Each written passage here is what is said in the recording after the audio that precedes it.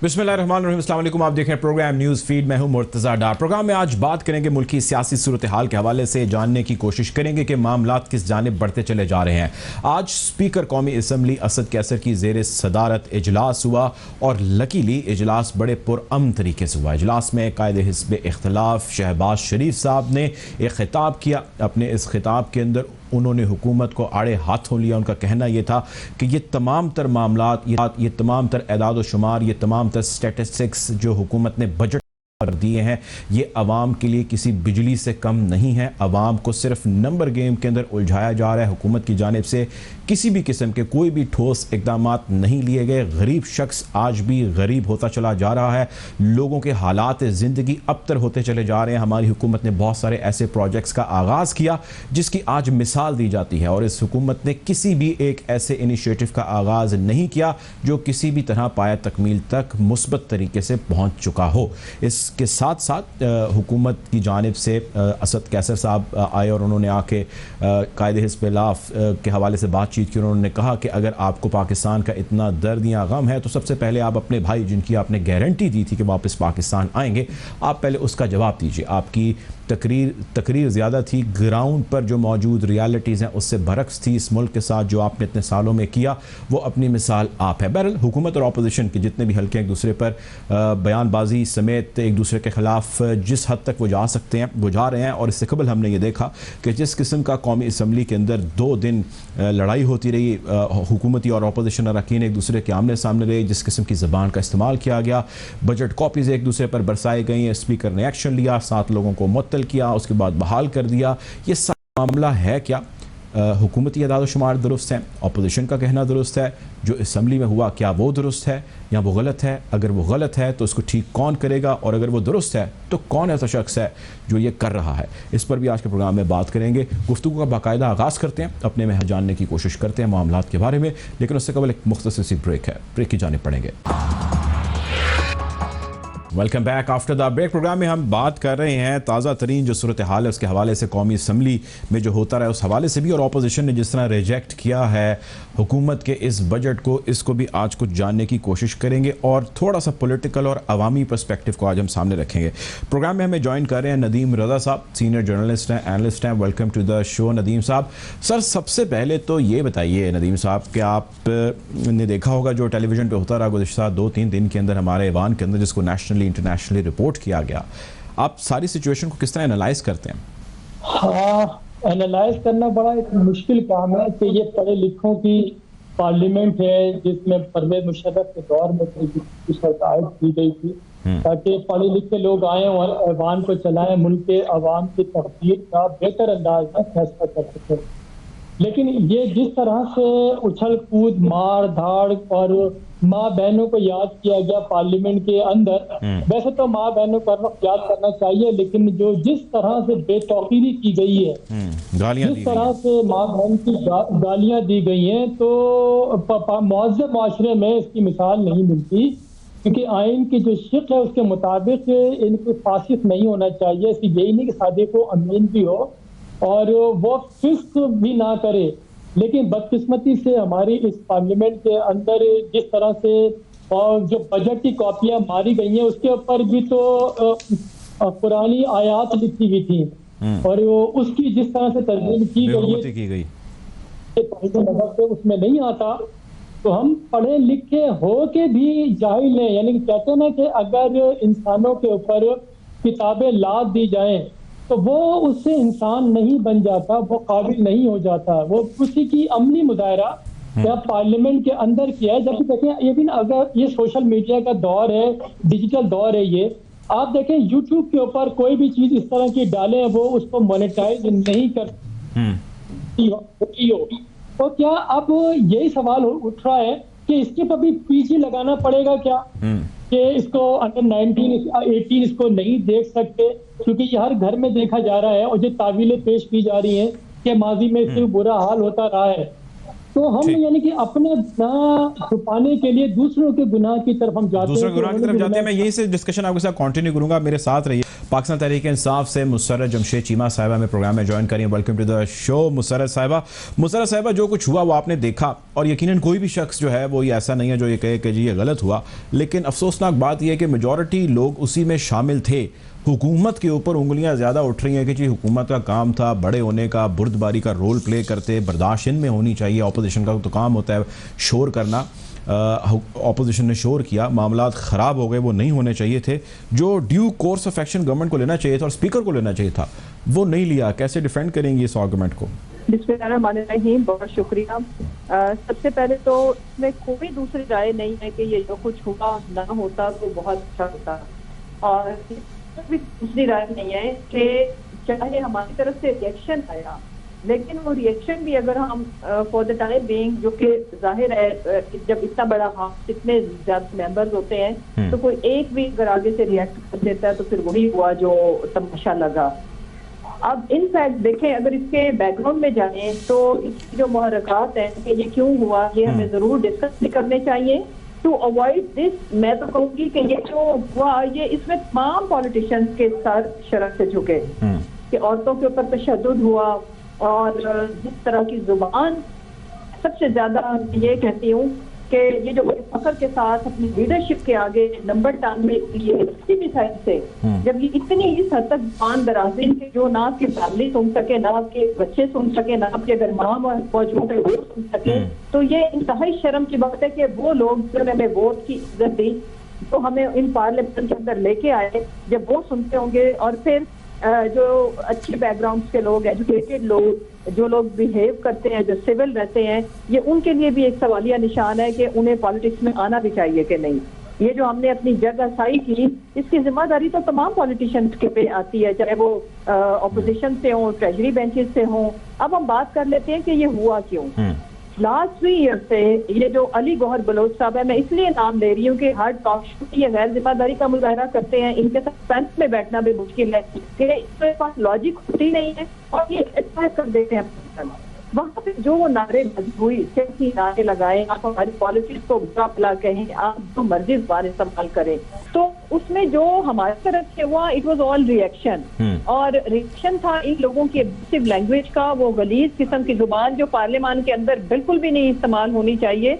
और फिर उसके बाद देखें, औरतों के ऊपर अटैक करना, एक हमारी पार्लियामेंटेरियन की गाड़ी के ऊपर अटैक हुआ, फिर मलिका की आंख डैमेज तो हुई है, बट वो शुक्र खुदा का कि वो अब बचत हो गई है। लेकिन देखें, कहने का मकसद ये है कि अगर आप इस तरह की गैर जिम्मेदारी का मुजाहरा मुसलसल बार करते रहेंगे तो आगे भी तो इंसान है और इसी सोसाइटी में से बैठे हुए हैं लोग। तो आगे के लिए मेरी ये अपील है एज ए पार्लियामेंटेरियन कि हम सब लोगों को जिम्मेदारी का मुजाहरा करना चाहिए। आप बीइंग पार्ट ऑफ गवर्नमेंट, आप लोगों के ऊपर ये क्वेश्चन उठ रहा है, वो कह रहे हैं कि जी रोल जिम्मेदारी का प्ले करना हुकूमत का काम होता है, ऑपोजिशन का काम होता है शोर करना। तो वो शोर जब रिएक्ट करने लग गई गवर्नमेंट भी, तो फिर मामला ज्यादा गड़बड़ का शिकार हो गया। एक और दूसरी चीज ये कि स्पीकर साहब को जो रोल प्ले करना चाहिए था वो उन्होंने रोल प्ले नहीं किया। स्पीकर साहब बाइस्ड हैं, ये भी वाशगाफ तरीके से उन्होंने कहा, कहते हैं जी हम नो कॉन्फिडेंस की मूव लाना चाह रहे थे, आप जानती हैं। तो असल मुद्दा ये है, कहना उनका ये है।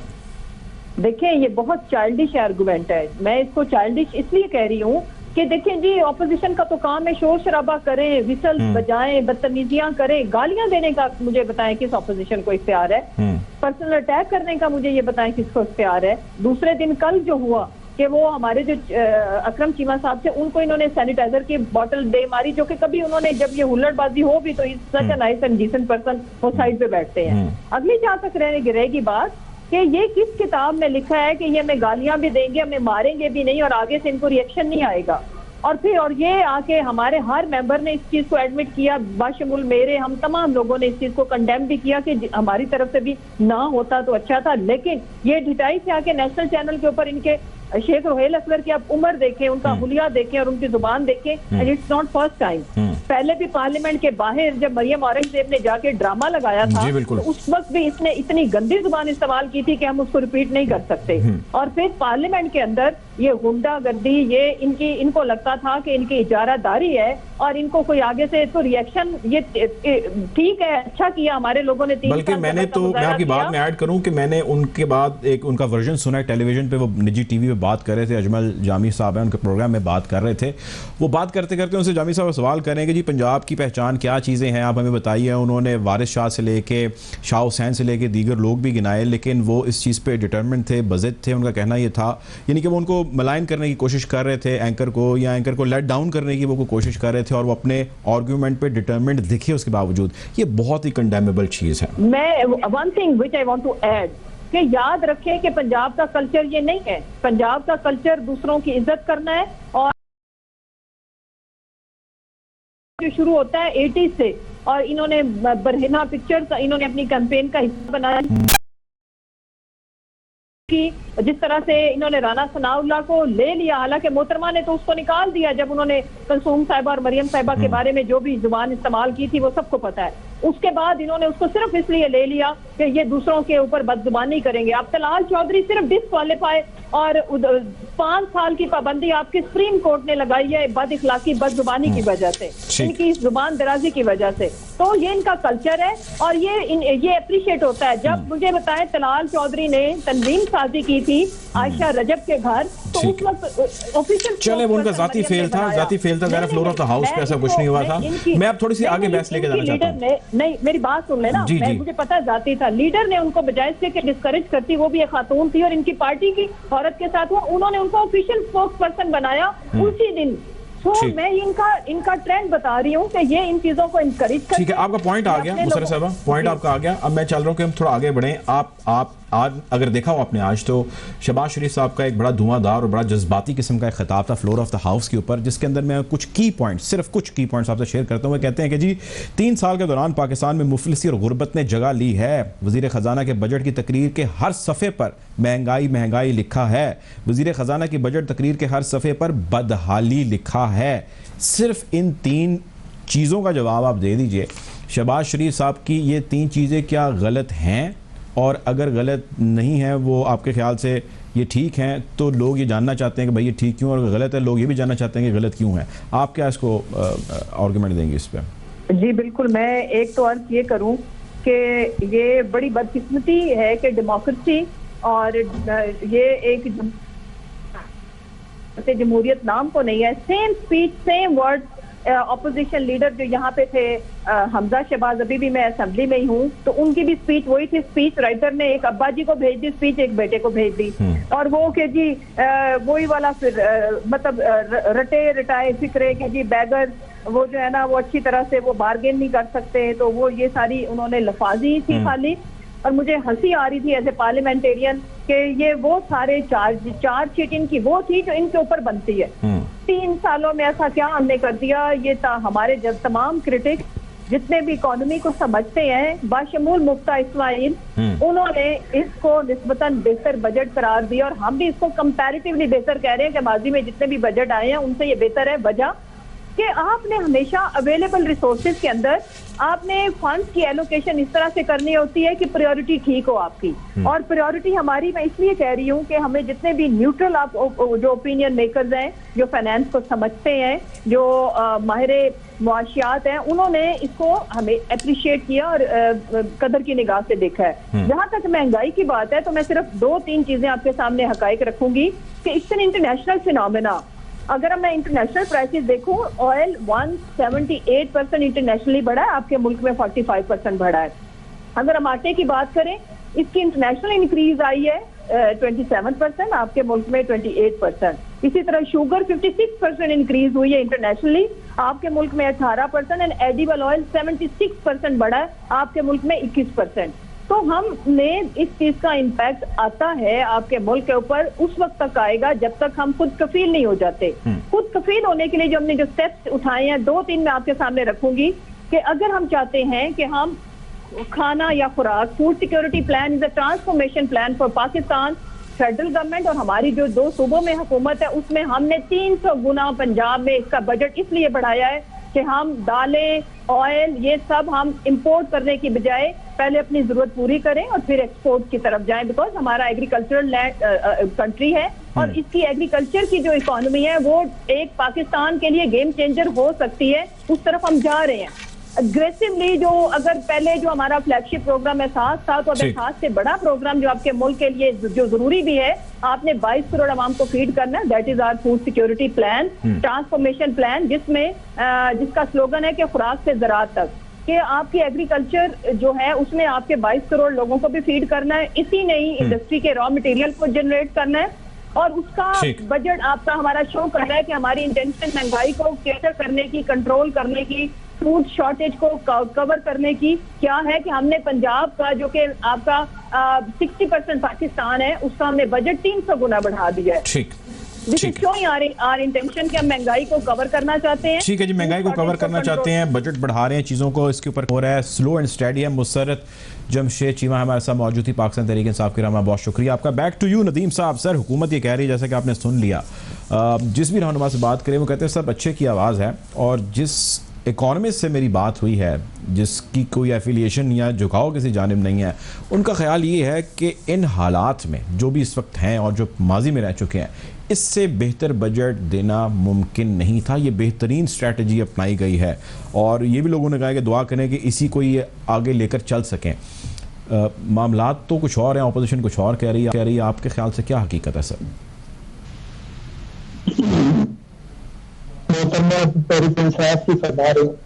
जो कंपैरिजन दिया पूरी दुनिया का और पाकिस्तान की महंगाई का, क्या ही होता कि अगर वह साथ होती तो उनसे जरूर ये पूछता जिन ममालिक का जिक्र कर रही हैं क्या वो पाकिस्तान की तरह से ज़राई मुल्क है जिसकी जमीनें सोना उगलती थी, या उनका इन्हिसार का भी इम्पोर्ट के ऊपर होता है, जो खुराक बाहर से इम्पोर्ट करते हैं, इसलिए महंगाई वहाँ पे बढ़ रही है। और जैसा ये कह रही थी कि पाकिस्तान में हम सबसे पहले चाह रहे हैं कि हम खुराक में खुद कफील हो जाएं। हम कहाँ से खुद कफील होंगे जब आपने सारी जमीनों पे जो एग्रीकल्चर लैंड है वहाँ पे हाउसिंग सोसाइटियां बना रहे हैं, उनको मराहत दे रहे हैं, तो कहाँ से होगी? फिर जो गंदुम आपने फॉर्चुनेटली के बावजूद इस दफा रिकॉर्ड गंदुम हुई है, तो गंदुम आप कह रहे हैं पहले हम अपने मुल्क में साल करेंगे उसके बाद बाहर भेजेंगे, लेकिन अगर आप देखें गंदुम हो या चीनी हो, ये सारी की सारी अफगानिस्तान स्मगल हो जाती है। उसको उसे कौन रोकेगा, कौन फिर वो करेगा? हम बाहर से इंपोर्ट करते हैं महंगी गंदुम को, और फिर अब उसका बोझ पाकिस्तान के अवाम पे डाला जाता है। तो ये सारी गवर्नमेंट तो ये कहती है ना नदीम साहब, गवर्नमेंट ये कहती है कि ये बिखेरा हमारा नहीं है, ये हमने नहीं बिखेरा बनाया, ये हमें हमारे ये जो पहले चले गए हैं हुकूमतें, ये उनका बिखेरा हुआ है। हमने ये कहा था कि हम तब्दीली लेके आएंगे, लेकिन फौरन तब्दीली को बटन तो नहीं है कि आ जाए, हमें टाइम तो देना थोड़ा सा। गवर्नमेंट बिल्कुल ये चीज़ कहती है, वो कहते हैं जी हमारी आप स्टेटमेंट छोड़ दें, हमने कहा था कि ये तब्दीली आ जाएगी, उस स्टेटमेंट के अलावा बताएं कि हमसे 3 सालों के अंदर आप इतनी दहाइयों का हिसाब लेते हैं, कोई तो मार्जिन दें गवर्नमेंट को नदीम साहब। देखिए 3 साल तो पूरे हो चुके हैं, अभी कितना मार्जिन देंगे? बच्चा जब पैदा होता है बहुत इन्वेस्ट होता है, वो खुद सही तरह से रो भी नहीं सकता, हिल भी नहीं सकता, उसको हिलाना पड़ता है। 3 साल में तो बच्चा अपने पैरों पे चलने के काबिल हो जाता है। तो ऐसा नहीं होता, तो इसके बच्चे की माँ भी थोड़ा सा पीछे हट के बैठ जाती है, बच्चा अब चल लेगा, अब वो गिरेगा नहीं, चोट उस तरह से नहीं लगेगी जैसे वो झूले में होता है। तो यहाँ 3 साल हो चुके हैं। गवर्नमेंट को अगर अभी भी कहें कि तहरीक ये मुस्लिम लीग नून ने, पाकिस्तान पीपल्स पार्टी ने इस मुल्क का हाल किया है, तो क्या आपके इल्म में नहीं था कि पाकिस्तान बेहाल है? और आपने खुद ही कहा था कि 100 दिन के अंदर अंदर हम सब कुछ बदल देंगे और पाकिस्तान से बाहर से लोग नौकरियां करने आएंगे, इन्वेस्टमेंट आएगी, 100 अरब हम ला के ऐसे मुंह पे मारेंगे। वो कहाँ चला गया? हाँ, हमने मुंह पे मारा, पार्लियामेंट के अंदर बजट की कापियां एक दूसरे के मुंह पे मारे और उनको जख्मी किया। हमारे कॉल और फेल में मुसलसल तजाद पाया जाता है, जैसा कि भी मकरा फरमा रही थी कि हाँ ये गलत है, ये नहीं होना चाहिए था, नहीं होना चाहिए था, ये हुआ है। आपने रिएक्शन इतना संगीन दिया, रोहिल अजहर की जहां तक बात है उन्होंने गलत किया, लेकिन अगर आप गले मुर्दे उखाड़ेंगे कि तलाल चौधरी ने किया, थे, दीगर और भी लोग थे। सर फिर लोग तो ना आपकी नदीम साहब कमी थी। लोग फिर ये सवाल करते हैं, वो कहते हैं कि जी देखें, इमरान खान साहब की गवर्नमेंट ठीक नहीं काम कर रही, उसने डिलीवर नहीं किया, ये लोग फेल हैं, लेकिन फिर उसके बाद ऑप्शन क्या है? क्या हमें वापस उन्हीं हुक्मरानों की तरफ देखना चाहिए, बढ़ना चाहिए जो इतने सालों, इतनी दहाइयों से मल्टीपल टर्म्स लेते आ रहे हैं? सो लोगों के अंदर ये सवाल पाया जाता है। लोग ने उम्मीद लगाई थी बेसिकली एक सोच से, जिसका नाम या जिसकी सूरत वो इमरान खान के अंदर देखते थे। ऑप्शन क्या है? वापस उन्हीं पे जाना चाहिए या कोई एक नया लीडर पैदा होगा पाकिस्तान के अंदर? लोग कहाँ पे जाएं? उनका भी तो दावा होना चाहिए ना। देखिए, ऑप्शन की जो बात करते हैं ना लोग कि ऑप्शन नहीं, ऑप्शन हर वक्त और हर लम्हा ऑप्शन मौजूद होता है। जिससे भी कहेंगे वो तैयार होगा। कितने लोग हैं जो लाहौर या कराची से उठ के इस्लामाबाद में बैठे होते हैं, पूरा हफ्ता यहाँ गुजारते हैं और वीकेंड को अपने घरों पे चले जाते हैं, वो भी इस ऑप्शन के लिए यहाँ मौजूद होते हैं। कितने लोग हैं जिनकी हर वक्त शेरवानी जो है ना वो टंगी रहती है कि आया कब जरूरत पड़ जाए। ऐसी बात नहीं है। लेकिन पीपल्स पार्टी हो या तहरीक इंसाफ हो या नून लीग हो, इन तमाम में देख रहे हैं जमहूरी पार्टियां हैं, लेकिन तमाम की जमातों में एक ही शख्स के पास इख्तियार होता है फैसले का। उसके अलावा कौन कर सकता है फैसला? कोई भी नहीं कर सकता। ये सब ये ढकोसला है। अवाम की आंखों में धूल झोंकने के लिए सारी चीजें होती है, बयानबाजी होती है। अगर देखें जमहूरियत किसी भी पार्टी के अंदर हो तो जो पार्लियामेंट के अंदर, कौमी असेंबली के अंदर हुआ है, तो वहां आप हशर देख लें। तो सर फिर मुखलिस कौन है पाकिस्तान के साथ? ये भी तो बताएं ना, ये भी बताएं मुखलिस कौन है? पॉलिटिशियंस तो आपने सारे जो है वो एक ही हमाम में आपने कह दी कि जी ये एक जैसे ही हैं, तो अब आप ये भी बताएं कि मुखलिस कौन है? नहीं, देखें बात यही है, मेरे ख्याल में हम उसी तरफ सिस्टम को ले जाया जा रहा है कि सियासतदान करप्ट हैं, सियासतदान चोर हैं, सियासतदान जमीनों पर कब्जा करते हैं, सियासतदान मनी लॉन्ड्रिंग करते हैं, सियासतदान का पैसा स्विस अकाउंट में बाहर बंगले, बिल्कुल ये सब और नहीं है। तमाम इदारों में आप देख लें कितनी इंक्वायरी चल रही है, कहाँ इंक्वायरी चल रही है और कितने लोग बाहर शिफ्ट हो जाते हैं फौरी रिटायरमेंट के बाद। तो ये सारा मामला है यहाँ पे। तो जो जैसे देखें तहरीक इंसाफ के इमरान खान ने एक एनजीओ बनाई है वाशिंगटन में इफ्तार के नाम से। अगर वो देखें नॉन प्रॉफिटेबल ऑर्गेनाइजेशन है, वाशिंगटन में उसका ऑफिस है, वर्चुअल ऑफिस है, और उसके मैनिफेस्टो को यही लिखा है कि हम सिद्धार्थी निजाम लाएंगे, मुल्क में सिद्धार्थी निजाम होना चाहिए। तो अब इस तरह से सियासतदानों को गालियां दी जा रही हैं, तो यही है कि लोग से की तरफ जाए ठीक है जी, बहुत शुक्रिया जी। हमारे पास बाकी कुछ कमी का सामना है। नदीम रजा साहब हमारे साथ मौजूद थे, एनालिस्ट हैं। बहुत शुक्रिया सर आपके वक्त का। प्रोग्राम में वक्त हो चाहता है एक ब्रेक की जाने पड़ेंगे।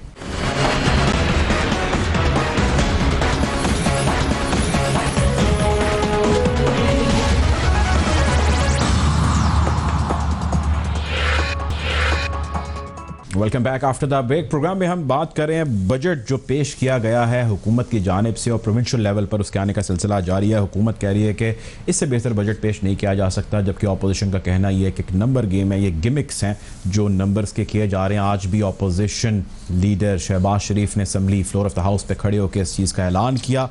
सिर्फ उनकी एक स्टेटमेंट सुना रहा हूँ जिसमें उनका कहना यह है कि 3 साल के दौरान पाकिस्तान में मुफलिसी और गुर्बत ने राज किया है। वज़ीर ख़जाना के बजट पर सिर्फ महंगाई और महंगाई लिखा है।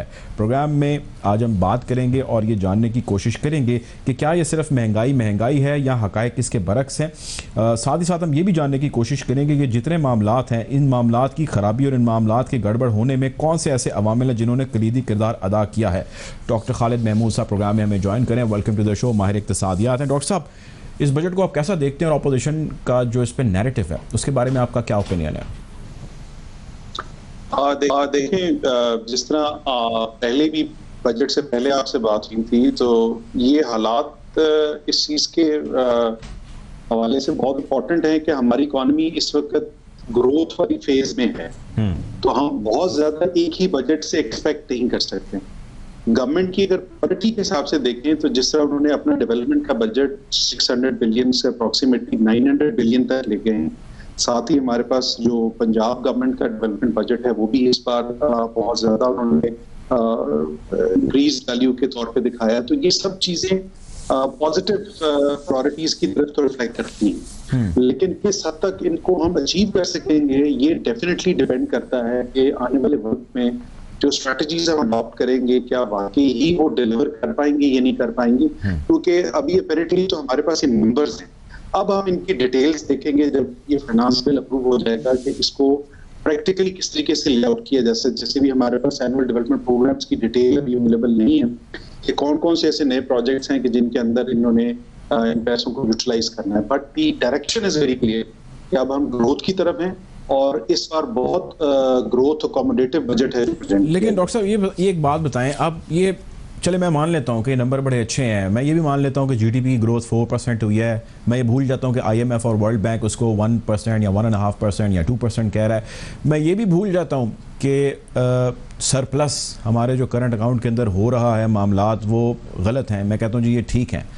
आम शख्स की ज़िंदगी भी इसका असर क्यों नहीं पड़ा, और अगर नहीं पड़ा उसकी क्या वजह है, अगर पड़ेगा तो कब पड़ेगा? लोगों को इससे कोई गर्ज नहीं है, वो सिर्फ ये जानना चाहते हैं भाई आटा, दूध, चीनी, दाल, घी, सब्जी, अंडे ये हम लेने जाएंगे, इसकी कीमतों पे पेट्रोल, कब असर पड़ेगा या नहीं पड़ेगा? जो अभी हम नियर फ्यूचर में देखते हैं, जैसा मैन की आपने बात की है, तो हमें कोई बहुत ज्यादा इमीडिएट रिलीफ नहीं मिलेगा। हमारे ख्याल में जो इस बार का बजट है ये ग्रोथ के रेफरेंस में बहुत अच्छा है। इसीलिए अगर आप देखें कि सोशल प्रोटेक्शन के लिए जो उन्होंने अमाउंट है वो बढ़ा दी है। जब इस किस्म के इंडिकेटर्स आते हैं जिसका मतलब होता है कि हम एक ऐसे फेज में हैं कि जहां पे ग्रोथ को टारगेट किया जा रहा है, साथ ही साथ हमारी सोशल प्रोटेक्शन की जो है वो अमाउंट्स बढ़ा दी गई हैं, लेकिन जो इवेंचुअली आम लोग तक फायदा पहुंचेगा उसको मेरा ख्याल में कि आप 2 से 3 साल तक देख सकते हैं कि उसका हो। लेकिन अगर आप बजट के हवाले से ओवरऑल देखिए तो जिस तरह उन्होंने एनर्जी से रिलेटेड जो टैरिफ्स हैं उनको पास थ्रू नहीं किया, तो गवर्नमेंट ने अगर बहुत ज्यादा रिलीफ नहीं पहुंचाया तो जो उनके ऊपर एक प्रेशर था फर्दर दबाव के हवाले से आम बंदे के लिए, कम से कम उसको उन्होंने रोक लिया। जी अच्छा, ये बताएं डॉक्टर साहब कि टैक्स नेट यानी कि टैक्स के अंदर जितने लोग फाइलर हैं उसके अंदर हुकूमत ने दावा किया था और कहा था जी हम इसको बढ़ाएंगे, ऐड करेंगे, बड़ी मछलियाँ मगरमच्छ इसमें लेके आएंगे। 3 साल हो गए हैं, कोई खातिर खा कामयाबी हुकूमत को नहीं मिली, लोग रिलक्टेंट हैं टैक्स देने के लिए। इसको गवर्नमेंट का फेलियर पॉलिसी का आप कहेंगे, या इसको सियासी मसलियत कहेंगे, या इसको इकोनॉमिक स्ट्रैटेजी कहेंगे? What is the reason? नहीं, स्ट्रैटेजी तो अगर ये है तो बहुत बुरी है। देखिए किसी भी एक अच्छी टैक्स पॉलिसी का ऑब्जेक्टिव ये होता है कि जो लोग टैक्स दे रहे हैं उनका गवर्नमेंट के ऊपर ट्रस्ट है। अगर आप अभी एफपीआर के रेवेन्यू कलेक्शन देखें तो उसमें 3 किस्म के टैक्स होते हैं। एक कहलाते हैं ऑन डिमांड, एक है वॉलंटरी और एक है विदहोल्डिंग। जो ऑन डिमांड है या विदहोल्डिंग है ये आप समझ लें गवर्नमेंट जबरदस्ती ले रही है। जो वॉलंटरी पेमेंट्स हैं वो अभी भी बहुत कम है। मसलन जो लास्ट ईयर की फिगर्स आई हैं तो उसमें तकरीबन staggering 72% of the income tax जो है वो विदहोल्डिंग बेसिस पे लिया जा रहा है। तो ये चीज इस चीज को जाहिर करती है कि अभी भी जो हमारे लोग हैं वो टैक्स नहीं देना चाहते विलिंगली। जो गवर्नमेंट है they have to adopt towards those measures के जहां से लोग हमें ले। लेकिन गवर्नमेंट जब उस मेजर की तरफ जाती है डॉक्टर साहब तो लोग रिलक्टेंट हो जाते हैं। आपको याद होगा ताजरों के खिलाफ जब गवर्नमेंट आई तो उन्होंने कहा जी 50-50 हज़ार के ऊपर हम आपसे रसीदें लेंगे, इन्फॉर्मेशन लेंगे। उन्होंने हड़तालें कर दी, लेट गए, उन्होंने कहा जी कुछ नहीं होगा, यहाँ पे सब कुछ बंद है, दुकानें बंद हैं। ये प्रॉब्लम बिल्कुल मेरे ख्याल में इस गवर्नमेंट को भी फेस करना पड़ेगा। जिस तरीके से उन्होंने अभी बहुत सारे ऐसे दोबारा से विदहोल्डिंग मेजर्स आइडेंटिफाई किए हैं, जैसे इलेक्ट्रिसिटी बिल्स के हवाले से 25,000 का थ्रेशोल्ड की आइडेंटिफिकेशन है। इसी तरीके से रिटेल जो पीओएस के लेवल पर है। मेरे ख्याल में जो गवर्नमेंट को अपनी टैक्स पॉलिसी के हवाले से चेंज लाने की जरूरत है कि उसमें आसानियां पैदा करें। देखिए रेट इज वन थिंग और जो overall complexity of the system है वो रहता है। अगर आप लास्ट ईयर की टैक्स एक्सपेंडिचर्स की रिपोर्ट देखें तो तकरीबन कोई 1.3 ट्रिलियन के करीब हमारे जो उनसे वो रिसोर्सेज वो एग्जेम्पशंस या इन्होंने जिसको आप समझ लें छूट की मद में, ये तकरीबन 33% हमारे रिसोर्सेज का बनता है। जब भी हुकूमत थोड़ा सा शिकंजा टाइट करती है, लोगों से टैक्स लेना चाहती है तो लोग सड़कों पे निकल आते हैं। मैं ताजर बरादरी की तरफ रेफर कर रहा हूँ, यहाँ स्मॉल टाइम जो हमारी इंडस्ट्री चल रही है उसी तरफ रेफर कर रहा हूँ। Government is heading towards a failure in collecting tax. इसको अगर ऐसा कहा जाए तो वो गलत होगा? देखिए मैंने जैसा पहले आपसे कहा कि हमारी जो मौजूदा टैक्स पॉलिसी है उसमें एक तो हमारी जो रेट्स के हवाले से प्रॉब्लम है, वो तो जिस आपने अभी कहा कि बहुत सारे लोग उसको कमेंट करते हैं, लेकिन ओवरऑल सिस्टम बहुत कॉम्प्लेक्स है जिसके तहत इस टैक्स को लेवी किया जाता है। तो मेरे ख्याल में अगर हम कोई ओवरऑल सिस्टम को थोड़ा सा आसान कर सके, जैसे मिसाल के तौर पर हमने फाइट के लेवल पर एनालिसिस किया कि तकरीबन कोई 82 जो हमारी विद होल्डिंग टैक्स लाइन्स हैं, अगर उसमें से हम 35 लाइन्स को देखें कि वो 1% से भी कम जो है वो रेवेन्यू कंट्रीब्यूट करती है इन दी इनकम टैक्स, तो हम उनको खत्म कर सकते हैं। क्योंकि इस तरह के जब टैक्सेस आप सिस्टम में लगाते हैं तो वो ना सिर्फ बिजनेसेस के लिए न्यूइसेंस क्रिएट करते हैं, लेकिन उनके लिए एक किस्म की ओवरऑल कॉस्ट भी बढ़ा देते हैं जिसका कोई फायदा नहीं होता। जैसे ब्रेक पे जाने से पहले मैंने आपसे टैक्स एक्सपेंडिचर्स के हवाले से भी बात कि लास्ट ईयर का जो यानी कि फिस्कल ईयर जो हमारा क्लोज हो चुका है 2020 का, उसकी जो हमारी फिगर है वो तकरीबन को 1.3 ट्रिलियन रुपीस है। अब 1.3 ट्रिलियन रुपीस का मतलब यह है कि आपके उस साल के जो कलेक्टेड रेवेन्यू थे वो तकरीबन 4 ट्रिलियन के करीब थे, तो तकरीबन 33% के करीब हमने जो रिसोर्सेज हैं वो अपने एक किस्म के एग्जेम्पशंस और छूट की मद में दिए हैं। तो ये जो छूट है इसकी कोई इकोनॉमिक इम्पैक्ट है, और उसके बाद ये प्रोविंसेस की भी परफॉर्मेंस करता है, क्योंकि ये वही टैक्स हैं कि जिन्होंने फिर एनएफसी के थ्रू आगे जाके प्रोविंशियल जो एक्सपेंडिचर्स हैं उनको भी फाइनेंस करना है, और इन छूट के हवाले से तमाम जो डिसीजंस हैं वो फेडरल गवर्नमेंट ले रही है। तो हमें इस किस्म की चीजों के ऊपर तवज्जो देने की बहुत जरूरत है in terms of overall budget making. बाकी प्रायोरिटीज के हिसाब से बहुत अच्छा मतलब है कि बजट है कि हमारे। अब मैं थोड़ा सा एनालिसिस चाहता हूँ। ऑपोजिशन का कहना ये, आज उसका जिक्र भी किया ऑपोजिशन लीडर ने वान के अंदर, उन्होंने कहा कि जी जब हमारा टेन्योर से हमारी गवर्नमेंट थी, जीडीपी 5 प्लस 5.5 5.8 के करीब रहता था। एक तो इस गवर्नमेंट आ जाने से जीडीपी बुरी तरह नीचे आया, पिट गया, और बेरोजगारी की शरह खतरनाक हद तक बढ़ गई है। आपके ख्याल से ऑपोजिशन का यह बयानी और उस वक्त के स्टैटिस्टिक्स को अगर सामने रखें, कितनी इस बात में सदाकत है? खैर जो मतलब है कि पिछले साल के हमारे हालात रहे वो सबको पता है कि पेंडेमिक के केस में हमारी इकोनॉमी कभी भी उस ग्रोथ ट्रैजेक्टरी पे नहीं हो सकती थी जहां पे होना चाहिए था। लेकिन पाकिस्तान की इकोनॉमी का अगर आप एक लंबे अरसे का एनालिसिस करें तो हमारी इकोनॉमी में ये अप्स एंड डाउन्स बहुत रेगुलर हैं एज कंपेयर टू जो बाकी हमारी रीजनल कंट्रीज हैं उनके मुकाबले। तो पाकिस्तान जो है वो एक खास अरसे तक ग्रोथ रखने के बाद हमेशा नोज डाउन करता है, और जब पीटीआई की गवर्नमेंट आई तो ये नोज डाउन स्टार्ट था। जो 2018 में हमारा ग्रोथ था 2019 में उससे कम हुआ, और 2020 में कोविड की वजह से नेगेटिव में चला गया। लेकिन इसको हम आमतौर पर यह भी कहते हैं कि ये वो फेज होता है कि जहां पे हमारी स्ट्रक्चरल एडजस्टमेंट हो रही है। एडजस्टमेंट से मतलब है कि हमारे वो पैरामीटर जैसे फिस्कल डेफिसिट है या हमारा ट्रेड डेफिसिट है उसमें इंप्रूवमेंट आ रही है, सिस्टम को मैनेज किया जाने की कोशिश कर रही है। तो हम अगर लॉन्ग टर्म पर्सपेक्टिव में देखें तो ये अब इशारे हमें शो करते हैं कि इसके बाद हमारी जो ग्रोथ प्रोजेक्शंस हैं वो दोबारा से पॉजिटिव ही होंगी। हमारा जो एक ट्रफ आता है सिस्टम के अंदर वो आ चुका है, और अब हमें नेक्स्ट जो फेजेस हैं उसमें ऊपर की तरफ ही जाना है। जो अच्छी बात है इसमें सिर्फ वो ये है कि हमारे साथ जिस तरह लास्ट ईयर का हमारा जो प्राइमरी डेफिसिट है, जिसका मतलब ये होता है कि इंटरेस्ट पेमेंट्स को अगर आप निकाल दें वो सरप्लस रहा है, तकरीबन 0 के करीब है।